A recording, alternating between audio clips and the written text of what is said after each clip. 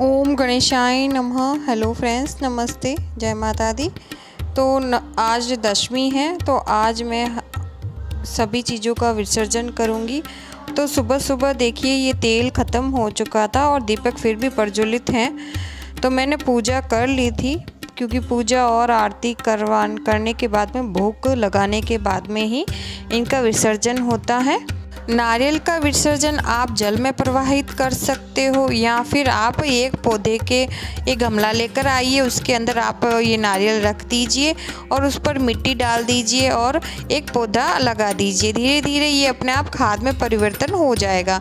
नारियल को कदापि ना फोड़े। एक महान पंडित से आप पूछेंगे तो नारियल फोड़ने का वो मना ही करेंगे, क्योंकि नारियल माता का स्वरूप होता है और हमारी इसमें मनोकामना होती है। हम अपने हाथ से उसको नहीं फोड़ते हैं। जयवंती को आप गाय को खिला दें या फिर पानी में प्रवाहित कर सकते हैं या खाद में डाल सकते हैं। आपको विधि बता रही हूँ किस तरह से विसर्जन किया जाता है, चीज़ों को किस तरह से हिलाया जाता है। तो देखिए, कलश को मैंने पहले से हिला दिया था मंत्र बोलते वक्त, ओम ऐं ह्रीं क्लीं चामुंडाय विच्चे।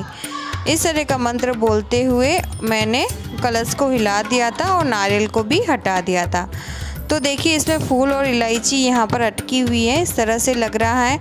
लोटे में जल भी काफ़ी है, इसके अंदर काफ़ी लोगों का लोटे में जल सूख जाता है और पत्ते भी सूख जाते हैं, लेकिन यहाँ पर देखिए पत्ते अभी तक हरे भरे हैं, पूरे 9 दिन होने के बाद में भी, और जल भी इसमें बहुत सारा भरा हुआ है।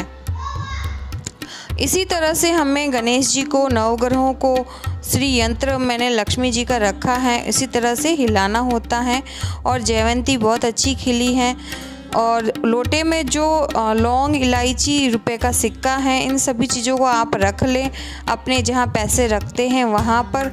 और जयवंती को भी इसी तरह से हिलाना है और दीपक को भी इसी तरह से हिलाना है। दीपक के अंदर जो एक सिक्का है उसको आप वहीं रखें जहाँ पर आप सिक्के रखते हैं। सिक्के हमेशा हमें एक डब्बे में, जहाँ हमारा सामान रहता है तिजोरी का, वहाँ रखने ही चाहिए। इससे लक्ष्मी घर में आती हैं और दिवाली वाले दिन वो सिक्के निकालने चाहिए हमें। और जयवंती को मैंने थोड़ी सी निकाल कर माता के चरणों में रख दी हैं, जैसे कि आपको दिखाया मैंने। और उसी के साथ आपके ऑफिस में, आपके शॉप हो तो वहाँ दुकान में रखें, और जहाँ आपके तिजोरी, पैसे और ज्वेलरी रखी हुई, वहाँ पर भी जयवंती रखें। इससे घर में बरकत आती है, कभी भी धन धान्य और धन की, पैसों की कभी कमी नहीं होती है।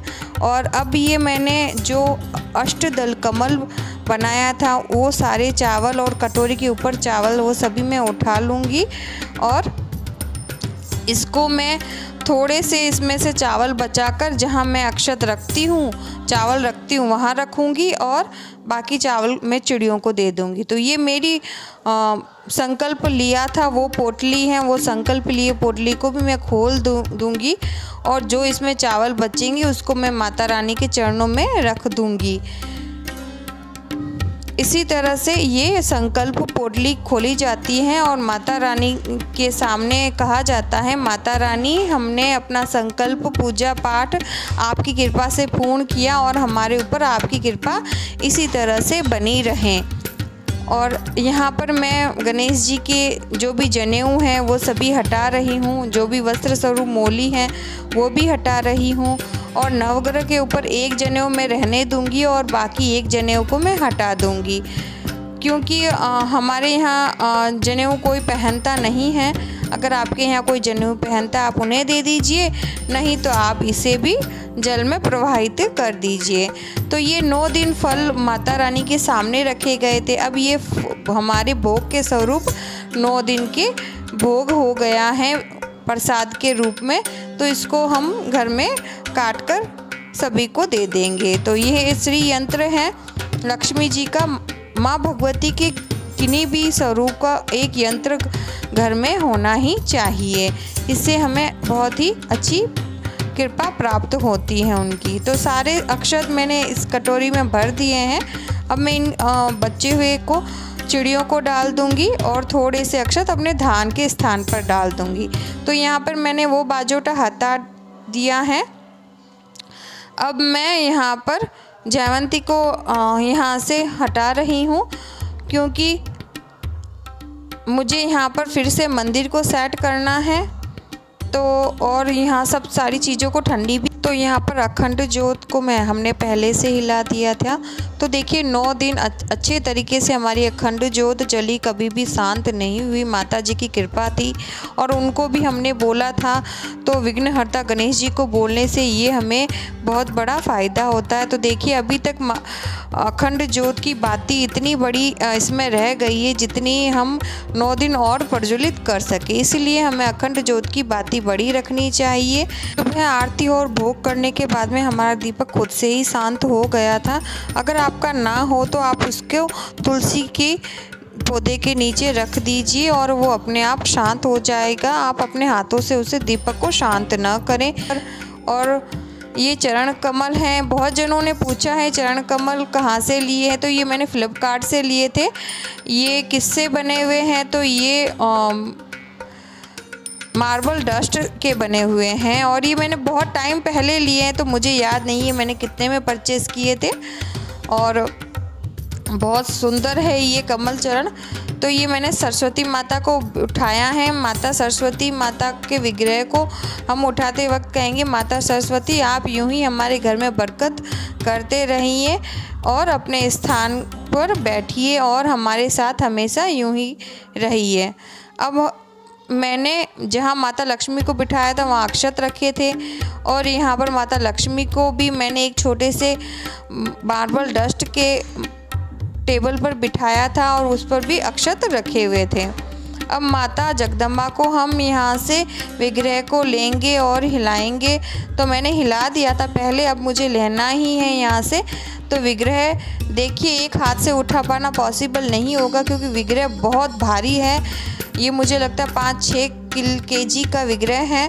और ये माता रानी का 2 हाथों से विग्रह मैं हटाकर आपको दिखाती हूँ किस तरह से माता रानी के विग्रह इतना बड़ा दिख रहा था, क्योंकि मैंने एक गोल टेबल रखा था, उसके ऊपर लाल कपड़ा बिछाया और उसके ऊपर अक्षत बिछाए हैं। अक्षत हमें उनको बैठने के लिए स्थान देते हैं और ये सारे इसी तरह से मैंने मंदिर को सेट कर दिया है।